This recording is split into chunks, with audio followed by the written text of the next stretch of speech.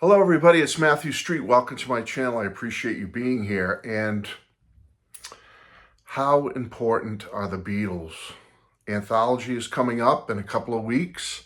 The big collection is being released with the addition of Volume 4. The book has been reissued. We have the series coming out like November 28th, the week after the music collection comes out.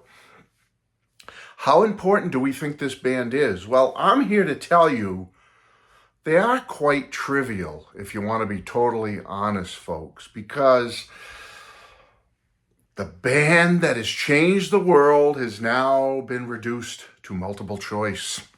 Yes, because nothing says important like remembering the color of Paul's socks in 1967. That's important stuff. All you need is love? No way. All you need is the correct answer.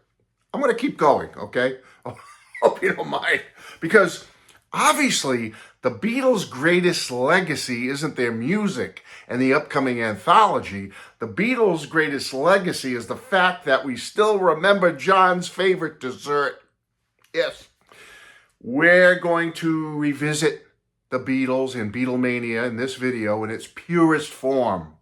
We're going to argue who played bass on She Said, She Said. How's that for thing? Because for those who think knowing Ringo's birthday is more important than world peace, yes, I have something special for you. Because 60 years later, the Beatles' pure message, so pure, the message of love, has been replaced by the phrase, "No, George didn't sing that one." I know, you tired of me yet? Or what? All right, one more. After reshaping modern music, culture, and facial hair, okay, the Beatles now achieve their final evolution and achievement. They've been reduced to questions in a trivia game. Yes, folks, now it's been out for several years now, but the official Trivial Pursuit people joined up officially with the Beatles for the Trivial Pursuit Beatles Edition game. I know what you're saying, Matt, that's been out for years. Yes, I know, folks. This goes back, I can't even, too small the print on the back here to see, but this game came out years ago. I was recently doing some cleaning out of my attic and boxes and stuff that hadn't been looked at in years. And guess what I found? The Beatles official Trivial Pursuit game. And I said, man, I got to show the folks. And I know many of you either have this or you've seen it, or maybe you haven't. For those that haven't, I thought it'd be a fun little foray. You know, I know a little clickbait in the title, trying to make you think I was going to be all mean to the Beatles with the upcoming anthology. No. I just wanted to get your attention and show you the beautiful packaging of this game. The Beatles official Trivial Pursuit game. Did I show you all the sides? Yeah, I think I did. There you go. And here it is, folks. And we're going to dive into it and take a look at it because I thought it'd be fun. So, top comes off. Nothing much on the inside there. And show you get a instructional sheet how to play. Any of you that have played the official Trivial Pursuit game, it's very, very similar to the rules, except it's the Beatles edition. And I think I'll save the board last. I have the board. I'll show you it's all embossed in gold. It's an outfold. I'll show you that in a minute. That'll be the last nice little thing I show you. But I want to show you what's inside here. And I already took all the plastic and stuff off the cards, but there's a beautiful insert. I'm going to show you all this stuff. There's all the pieces that would go on the board. So basically you get, if you've ever played Trivial Pursuit before, you have these little pie-shaped discs that are yours, and you have to win these little inserts that go in the disc. So the colored inserts would go inside the pie piece. See, there's 6 little pie shapes there, and you put your little pieces in. And here's the die. Isn't it beautiful? Okay, it's got Beatle. I'm not going to open these packages up, but I just want to show you an apple. Looks kind of like Sergeant Pepper there or something. Beatles jumping for joy. I don't know how it's translating, folks, but you get the idea. Beatles TRIVIAL, and here's the Beatles logo. That'll be the last side of the die I'll show you. But basically, you throw the die around on the board. Oh, and here's some other little pieces. It comes with the game, multicolored. Okay, so you have 6 different categories you can get. We'll go through them all. The first one is called the Beatles songs, and you get a bunch. There's like 2,500 questions in this game, folks. You could play with 2 up to 36 players. Absolutely fun. Beautiful plastic holders for the cards, and with a different image of the Beatles or reference to the Beatles below. There's their instruments and the Beatles songs. So you would open this up, and I'll just take one out for example. Okay, and you have 6 categories of questions. All right, so you're getting the top 2 are the easiest. The bottom 2, if you want to freeze it, are the mid-range, mid-hardest. And the bottom 2 are supposed to be the hardest questions in that particular card you've been issued. So we'll just do one for this one. So an easy one would be if you froze, but I'll read a couple. Who wrote and sang lead on something? That's considered easy. Mid-range question. Where did George write the song, Here Comes the Sun? Mid-range. Okay. And a hard one would be, which song from Abbey Road originally had an instrumental coda lasting nearly 4 minutes? That's kind of easy if you're a real Beatles fan, but I guess if you're not, that would be considered hard, right? On the last hard one on this card, what famous singer called Something one of the greatest love songs of the last 50 years, but credited it to Lennon and McCartney? All right. Now, if you froze the questions, here's the answers to all the questions. All right. Yeah. So you get the idea on the songs category, purple. Next one is like a pinkish, reddish albums and singles category with an image of some of their albums in black and white. And there you go. Glare, huh? I'm doing my best here. Albums and singles. The cards are all in the little pocket. And we'll take out one.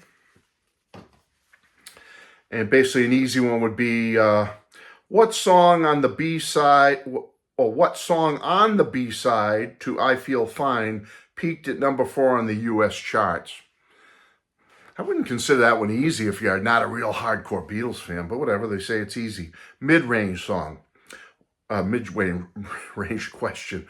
What songs are on the only capital Beatles 45 to contain no songs written by members of the group? All right, what songs are on the only capital Beatles 45 to contain no songs that were written by the group? All right, that's a tough one. I don't know if that's mid-level. And then the hard one here would be of one of the two. The picture sleeve for A Hard Day's Night contains images of what 2 Beatles performances? Yeah, that'd be pretty tough if you really weren't hardcore into it. So just for fun, I'll show you the questions if you want to freeze. See if you can answer those, and then if you want to answer them for yourself. Here's the answers. Okay, so do a few more, and then I'm going to get out of here. But I want to show you the board. The board's beautiful. Third category in blue is the Beatles in America. So all American related questions, I assume. There you go. And we'll do a couple here, and then I'll show you. All right, just for fun. Easy one. Who flew to New York in November of '63 in hopes of increasing awareness of the Beatles in America? Mid-level. What had the Beatles done on November 4th, 1963 that impressed Ed Sullivan? That's tougher. What London theatrical agent set up the meeting between Brian Epstein and Ed Sullivan? So there's the quick 6 questions on the Beatles in America. Why isn't that focusing in? There we go. freeze. And here's your answers, folks. There you go. Do you get it? Hope it's okay. Yeah, I assume so. All right, almost there, almost there. I know. Come on, Matt, let's go. History of the Beatles, yellow.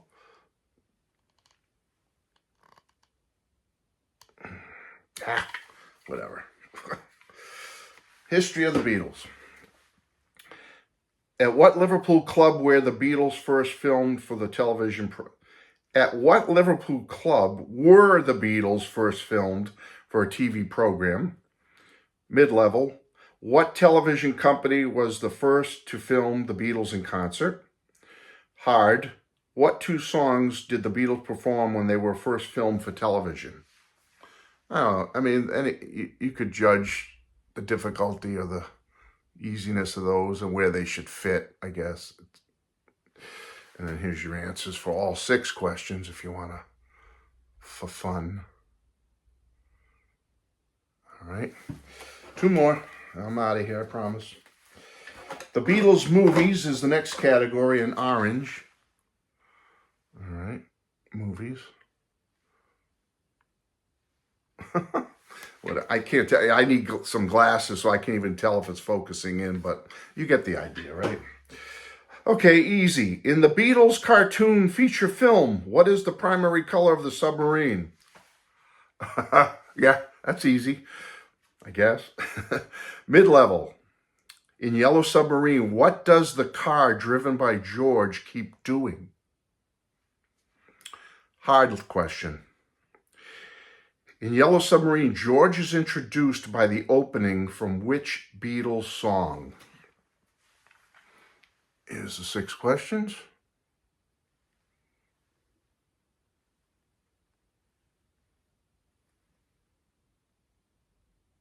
I want to freeze. And here's your 6 answers.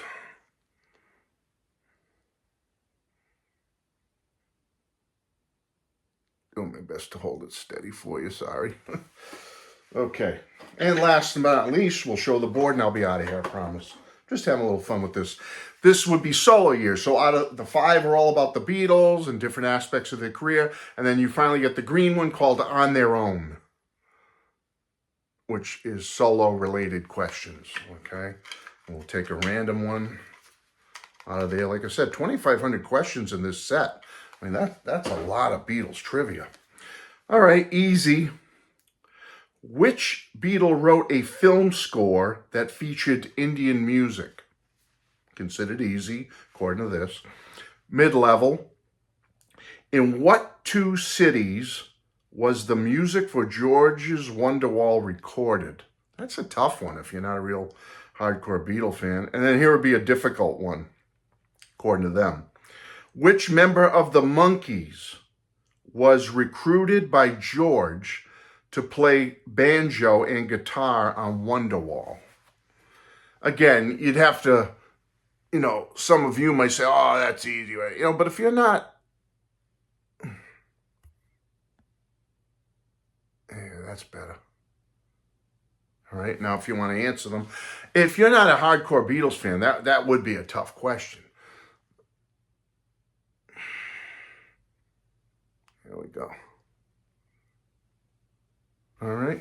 So there's that. Okay. So you get the idea. This is a fun little set, folks. Again, I think it came out around 2009 or 10, right around the time of the Beatles rock band, but I could be wrong on that. But here's the board that you'd play on. And it's beautiful. It's a fold-out board, so they could keep the size of the box relatively small. And yeah, here's the... I'll try to hold it square here for you. But yeah, it's basically, all right, hold the whole back. There's the whole full board in all its glory. Apple in the middle. You got some Beatles images on the edge down below there. Beatles, logo, official, Trivial Pursuit Beatles. So I thought you'd get a kick seeing that, folks. I was just surprised to find it after so many years, a decade or so up in my attic. Haven't really opened it all completely up yet. I took some of the shrink off and stuff to show you and do some questions with you. But hey, it's almost 15 minutes. I want to get out of here. Hope you had fun with this, and I'll talk to you soon. Bye-bye. Oh shit, boy. That was a party.